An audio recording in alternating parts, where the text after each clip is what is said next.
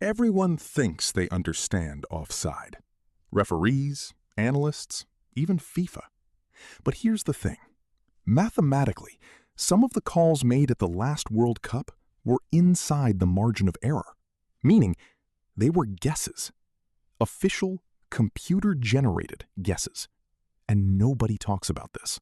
150 years ago, players would just walk to the opponent's goal and wait there. It was called lurking, literally just standing near the net, waiting for the ball to arrive. No movement, no pressing, no tactics, just waiting. The first offside rules actually banned all forward passes entirely. It looked more like rugby than anything we'd recognize as football today. You could only pass sideways or backward. The entire game moved differently because of one rule that didn't yet exist. Then, in 1925, they changed one number. 3 defenders required for offside became 2. One number changed, and within a single season, goals in the English league jumped 40%. Coaches had weeks to figure out an entirely new way to defend. Panic set in across every club in England. That's when the stopper position was invented, a brand new defensive role, born entirely out of panic in a matter of weeks. One number, 40% more goals, an entire position invented from scratch. That's how much offside shapes the game most people think they already understand. At the 2022 World Cup in Qatar, FIFA introduced something called semi-automated offside technology. It tracked 29 points on every player's body, 50 times per second. Not the outline of the player, not the silhouette, the skeleton. Your shoulder, your knee, your little toe. The decision was made based on whichever single body part was closest to the goal at the exact moment the pass was played. Not when the player moved, not when he touched the ball. The exact millisecond the passer's foot made contact. That sounds precise. It sounds definitive. It looks definitive on screen. That blue line, that red line, frozen in time. But here's what nobody tells you. The cameras that draw those VAR lines assume they are positioned perfectly perpendicular to the pitch, perfectly flat, perfectly aligned. They never are. The margin of error in that system, caused purely by camera angle, is up to 27 centimeters. Some of the calls that looked completely definitive on your screen, the ones that silenced entire stadiums, were mathematically inside that error zone. VAR didn't remove doubt. It just made doubt look more official. Canada hadn't scored a goal at a World Cup in 36 years. 36 years. An entire generation of Canadian football fans had never seen their team score on the biggest stage in the sport. And then, in 2022, against Belgium, the ball hit the net. The stadium erupted. Players ran to celebrate. And then, the flag went up. The VAR review showed that a Canadian player was offside by 1.6 centimeters, less than the width of your thumb, a distance the human eye cannot physically perceive standing on a football pitch, a distance that would be invisible in any photograph taken with a standard camera. That was Canada's moment. Their first World Cup goal in 36 years, canceled by a measurement smaller than a fingernail. And the system that canceled it had a margin of error of up to 27 centimeters. Here's something that almost never gets mentioned when people talk about American football culture. The United States didn't just accept FIFA's offside rule. For years, they quietly rewrote it. The NASL, the North American Soccer League, was the league where Pelé played his final professional seasons, where Franz Beckenbauer came after dominating Europe, where Johan Cruyff finished his career.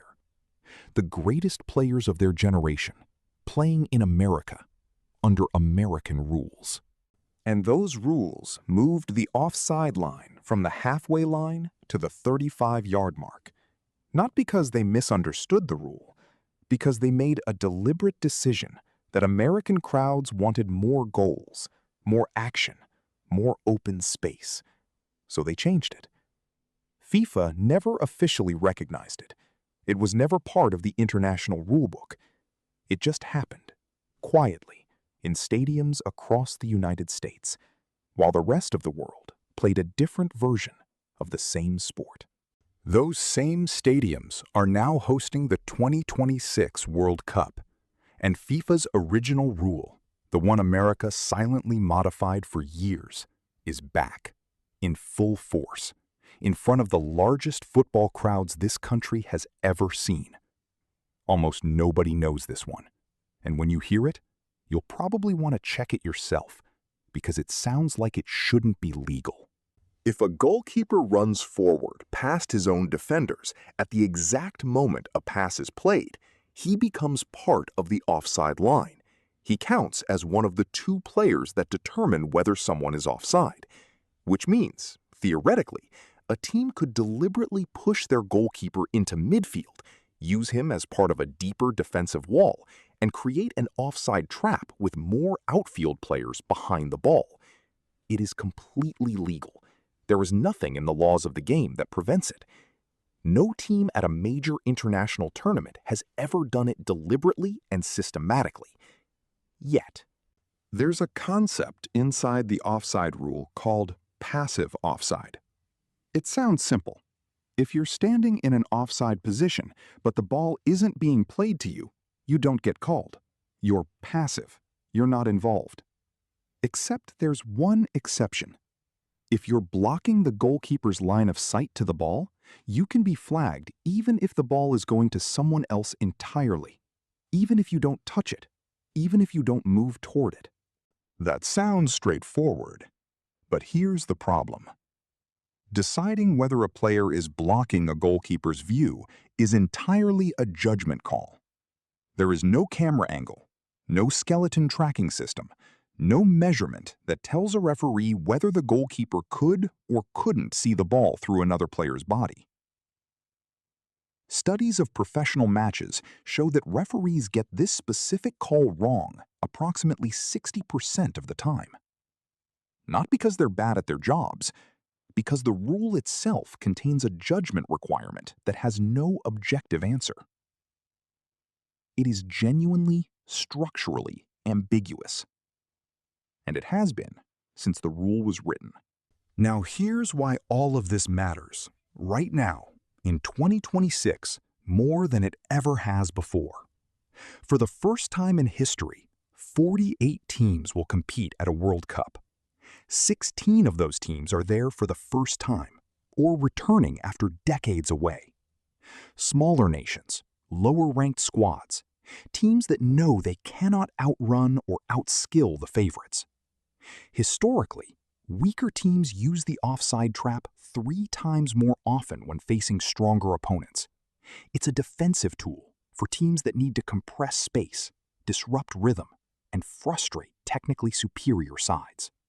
More teams using the trap more often means more borderline situations, more VAR reviews, more frozen frames, more moments where the camera angle isn't perfectly perpendicular and the margin of error quietly swallows the call. Analysts project a 34% increase in offside decisions at the 2026 World Cup compared to Qatar. 34% more moments where everything we just talked about, the camera error, the passive judgment call, the skeleton tracking, the measurements smaller than a fingernail, comes back into play. Live, in real time, in front of the largest World Cup audience in the history of the tournament. So the next time VAR draws a line and the stadium goes quiet, remember what you now know. That line assumes a camera angle that doesn't exist. It's measuring a body part smaller than your thumb. The rule it's enforcing was literally written differently in this country 50 years ago. And the judgment call inside the rule has been wrong more often than it's been right. Offside isn't a simple rule. It never was. They just always explained it to you like it was.